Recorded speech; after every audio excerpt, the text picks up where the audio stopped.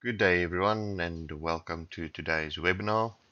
My name is Gerry Mokke and we'll be looking into Inventor's Sheetmetal and how we use it. Autodesk Inventor is a complete design and engineering solution, helping you and your teams stay connected from design to manufacturing. Inventor provides you with a stable and responsive environment as you create large assemblies and complex product designs. Whether you are designing industrial machines, complete production systems, or custom fabricated designs for BIM, Inventor delivers the tools needed to get your projects to production faster. Inventor has a complete set of tools to speed up your modeling process, from sheet metal, welded frames, tube and pipe, electromechanical, mold tools, and direct access to a robust content library and engineering calculators. Shave days off your projects by rapidly configuring products and minimizing repetitive tasks using iLogic design automation technology. Facilitate faster collaboration among teams and vendors by using a secure cloud-based design review tool that protects your intellectual property. Connect directly with AutoCAD for your product design and manufacturing workflows. And if you subscribe to the collection, you will also get integrated tools for advanced simulation, CAM, factory planning, and high-end visualization. Regardless of what you make, be it rockets for aerospace, high-performance boats, or high-efficiency air compressors. All over the world, our customers depend on Inventor as their complete design and engineering solution. Accelerate your product development today with Autodesk Inventor. Alright everyone, so welcome to today's webinar. From the start we're going to create our sheet metal part, create a drawing, and just create a little rectangle. From there we can show the face function of sheet metal, just so you can understand the basics. You can flip it around and even have a symmetry line in the center. That's one part, and we can move over to another sheet metal part where we create a drawing and then sketch a little profile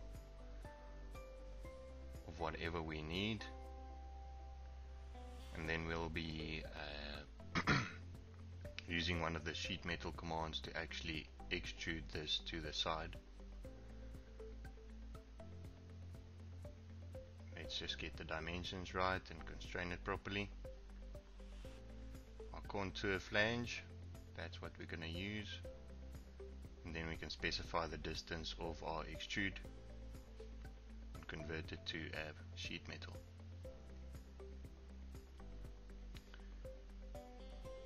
You can also see you have your sheet metal defaults at the top. You can make some changes, and you can also edit your contour flange on its own, change the direction, offset direction, even make that symmetry to kind of create a center line for that. You can set the thickness by using your sheet metal defaults, adjust the material type, and also set a K factor to it, and that's your end result. Next we're going to create another sheet metal part. As always, start off with a sketch. These are all examples of how you can use sheet metal, and this is a different functionality to it. So while we wait for that sketch to be completed and constrained properly, we'll now see you can actually go and use your contour roll. If you select that, you can adjust the roll angle for that around the axes. can't really use 360 degrees because you need a split between the two faces of that part. So you can go up to 359. That's one example you can use it for, like that. So there still needs to be a gap in order to use that contour roll. You can't really do a full rotation around it. Continuing to our next example, we can use the flange function on our edges of a already flattened surface, and then we can create our sheet metal sides for that. There's an automatic meter function as well, and you have your different bend positions you can adjust that to. Outside of reference plane and tangent to adjacent face.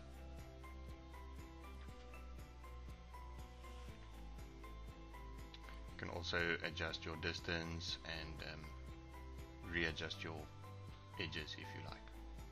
So as you can see, those are mitered already, and we used a 45-degree angle for that. You can go and change your miter gap if you'd like.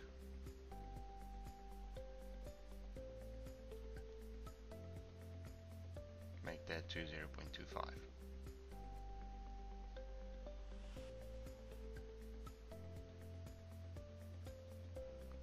Also, you can continue using that by using your apply function in your dialog and not exit the feature. So on to the next example.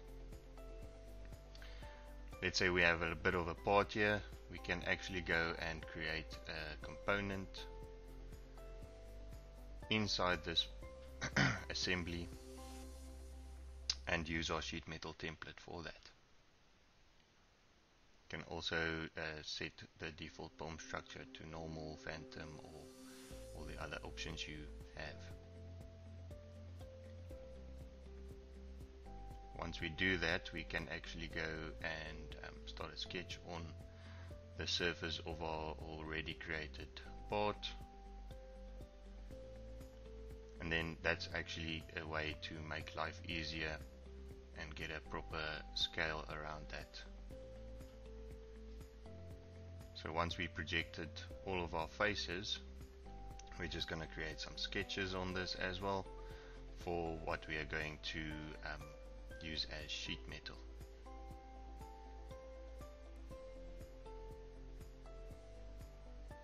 So it's a 200 by, let's say, almost 300.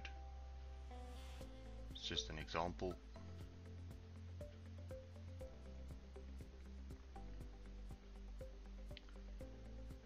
And once we're done, we can actually go and finish our sketch. That includes the holes for us, so let's create our face for our sheet metal, and we don't select the holes for that.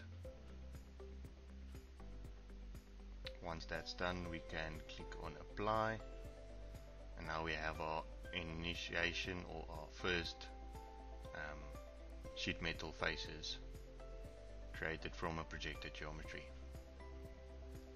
We can then use our flange function to actually go and create a bit of a side sheet metal.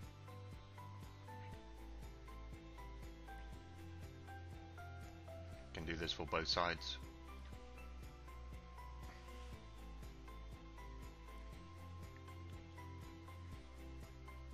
And you can use your width extents, type as width, and keep that as centered to get that option.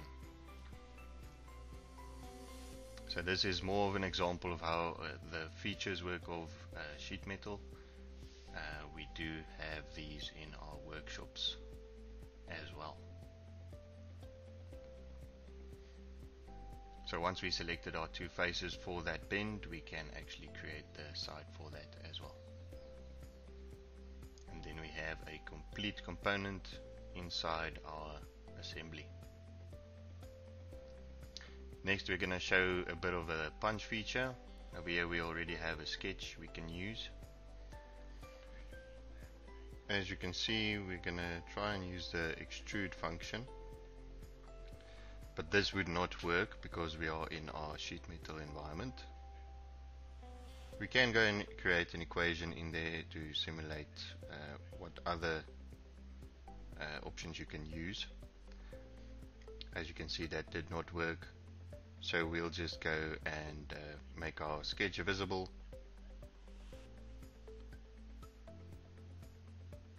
And then use our cut option. We can then go and select our profiles, cut it by 4 millimeters.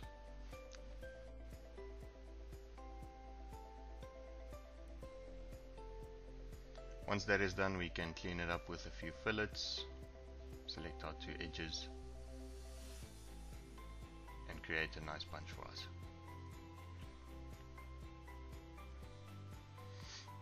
We can also pull this punch feature over to another part, or sheet metal part.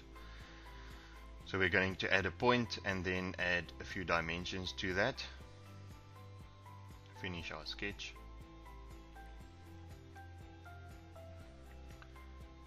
Once that is done, we can go to our modify panel and select our punch tool and utilize the previous punch we just made. So we can go and select that, and it automatically pulls through onto the point we have just placed on the sketch, on that surface. And when we hit finish, this is our end result. Another example we have here is a square to round. So we have our little sketch drawn up already. We can offset our plane, let's say by 200, and then after that we can go and create a sketch on our plane, which would be our round side. As soon as we hit finish, we can then go to our sheet metal defaults and adjust our thickness of our plate for our next sheet metal operation.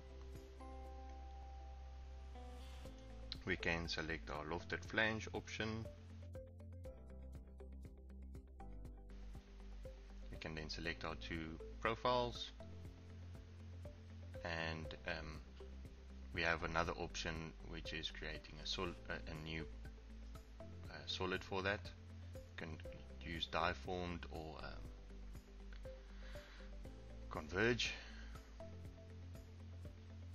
In this case we'll use the converge option. We can then go and hide our planes for better visibility, and from there we can go and utilize the rip option to create a slot in that. First we'll need to create a sketch on it.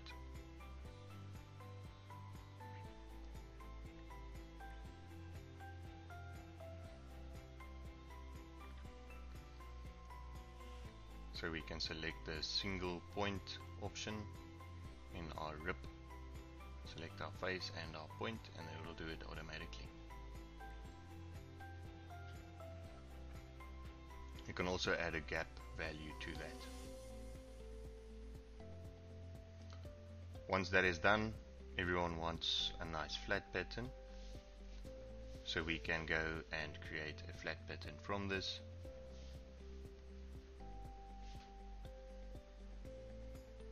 Once the slot is in, we can generate a flat pattern. Without the rip, it will not work properly.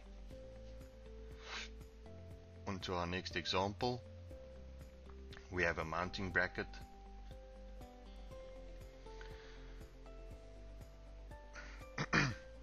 We can create a drawing view by right clicking on the sheet metal part in your browser. Select the drawing type and it will push you through to the drawing the drawing environment. This pulls through your sheet metal part automatically and you can plot your different views. From here we can adjust the scale. You can also go and change the visual styles on these.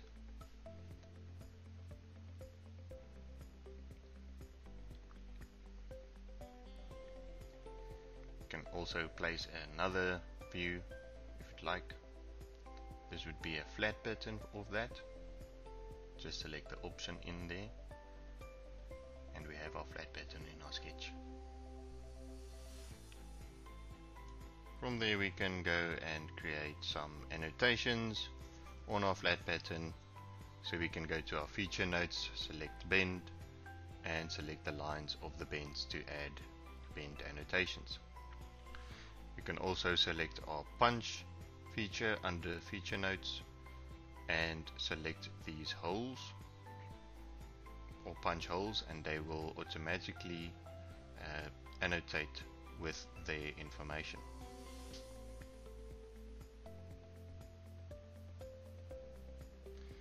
We also have the different hole table. It has a drop down. We're just gonna view this quickly. And then we also have another feature for the general table. And in this case you can see the different holes in a table and they are also annotated at each hole.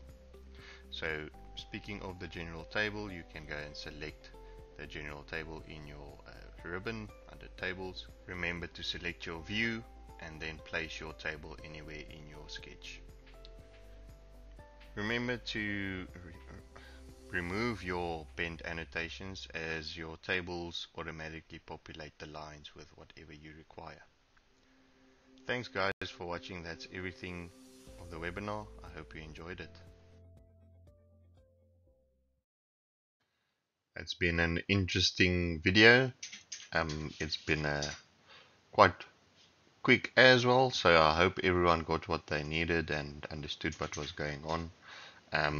Like I said, it was an example video of what we do in our workshops, but yes, now it's time for our Q&A. Please feel free to use the Q&A section above and we can even talk in the chat.